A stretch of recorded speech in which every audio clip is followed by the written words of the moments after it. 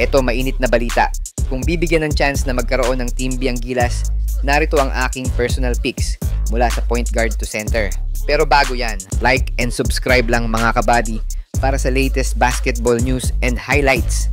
Sa guard position, gusto ko makita ang dalawang legit na playmaker na sina RJ Abarientos at SJ Belangel na mag-run ng opensa ng ating Gilas Pilipinas. No question na rin naman sa dalawang to dahil kay Coach Tab pa lang ay nagpapakitang gilas na ang dalawang to.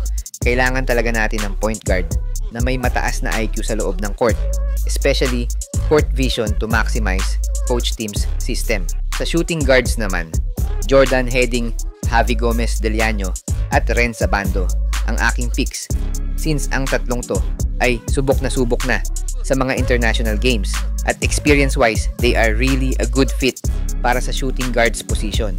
Next, para sa shooting forward or number 3 spot, pwede siguro ilagay sina Will Navarro, Francis Lopez, Kobe Paras at ang MPBL rising star na si Dave Ildefonso.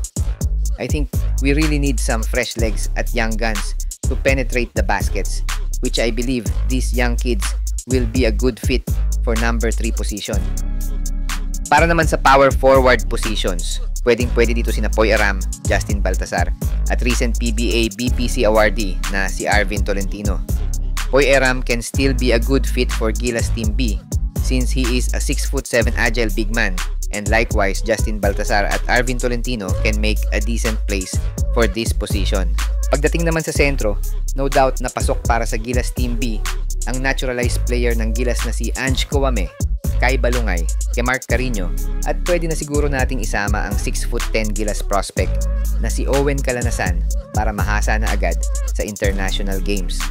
Sino ba para sa'yo ang pwede nating ilagay sa Gilas Team B kung bibigyan ka ng pagkakataon na buuin ang 2025 Gilas Team B national team? Comment mo nga.